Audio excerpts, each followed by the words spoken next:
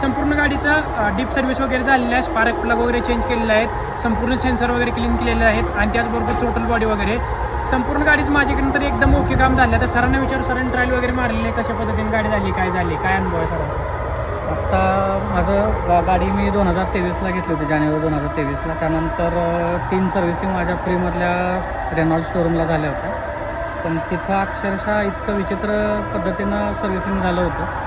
कारण आज ज्यावेळेस मी ट्रायल मारली पहिल्यांदा, ट्रायल मारल्यानंतर जे काय सस्पेन्शन वगैरे होतं त्याच्यात बराचसा फरक पडलेला आहे. आणि रेनॉल्ड्सला तिथं सर्व्हिसिंग केलेलं असताना 3 वर्षांमध्ये एकदाही त्यांनी स्पार्क प्लग अजिबात चेंज केलेला नाही, जो की आज पवार साहेबांनी ते बघितलं आणि स्पार्क प्लगमध्ये जो काय प्रॉब्लेम होता त्यांनी तो दाखवला. अक्षरशः काळे पडले होते आणि ऑब्व्हियसली तर ते सांगतायत, तर ऑब्व्हियसली माझ्या गाडीमध्ये ॲव्हरेजला नक्कीच फरक पडणार आहे. आणि आज सस्पेन्शन तर चांगलाच फरक पडलेला आहे. सो धन्यवाद पवार साहेब, थँक्यू.